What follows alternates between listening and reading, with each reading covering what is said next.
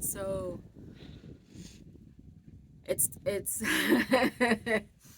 it's beautiful here. It's calm. I have this lazy face right now because, and I hate to rub it in because I know some of where most of you guys are at, it is freezing beyond anything. And here it's hot, it's mildly windy, it's just warm, and it's tropical, and I love it. My 5 year old, you have to pardon him a little bit. You have to lift up the camera a little bit. My 5 year old is taking this, he's helping me with a video right now. So I've gotten a couple of questions on the video that I made as far as, why are African Americans leaving the States or migrating from the States and coming to the African continent and specifically to Ghana.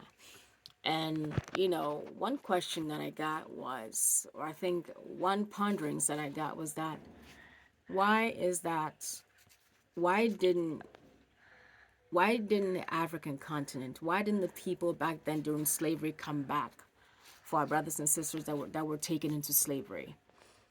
And it's a very important question. It's a very thoughtful question. But the short answer to that question is I first of all, most African countries and a lot of countries have been under colonization, specifically Ghana. Ghana was colonized from, I don't even know. Daniel, don't move around, okay? Because then you're gonna give the people a headache. All right. So my country was colonized, and we didn't get our independence until 1957.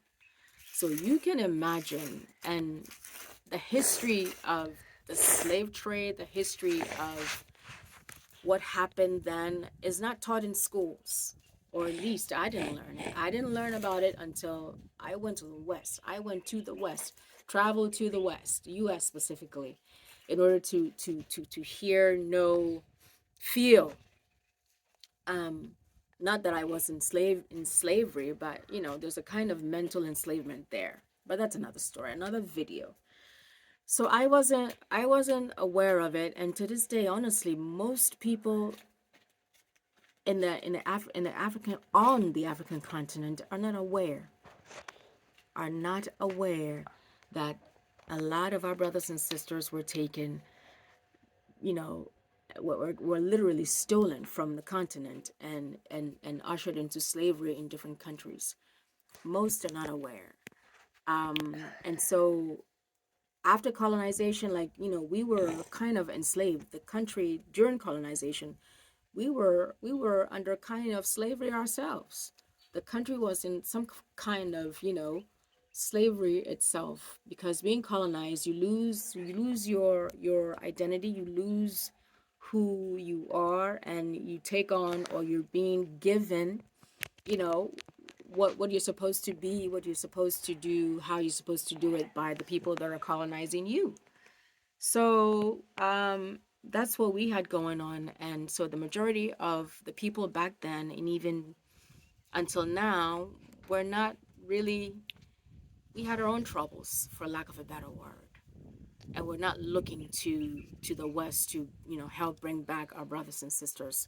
But there's a saying in there's an Akan saying in Ghana that says Sankofa, meaning it's never too late to go back. Never too late to go back and get whatever it is you never got. Do whatever it is that you never did. And it's good that some of our brothers and sisters are returning to the continent, finding their roots and coming to the continent, specifically Ghana. Um, but as far as why they never reached out, the continent Africa or my country never reached out, during the 17, 18, 1900s. We were still trying to just figure this country out. We're literally, as I speak to you now, we're still a developing nation. We're not fully developed. And so, they just, and all that history, all that pain, all that trauma was just put way behind us, as like on a back burner, because there were just so many issues that they were dealing with then, and so many issues that they're dealing with, or we are dealing with now.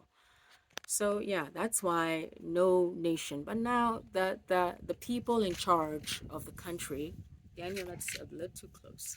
The people in charge of the country have kind of realized that that was a mistake, and so there some African countries now, as I speak, are implementing some programs to help our brothers and sisters that are in the diaspora, like when and if they want to come back to the continent, and to help them get established and whatnot. So yeah, the short end of the story is that it was never taught. It was erased, for lack of a better word. I never learned about slavery in school, as far as just, it never happened. You have to lift it up a little bit. It never really happened in school, and it wasn't part of my history books until I went to the West and had to read about it and learn about it and experience um, mental slavery, not physical. There's still slavery in the U.S., but it's a mental slavery, not a physical one, and a psychological one at that. So yeah,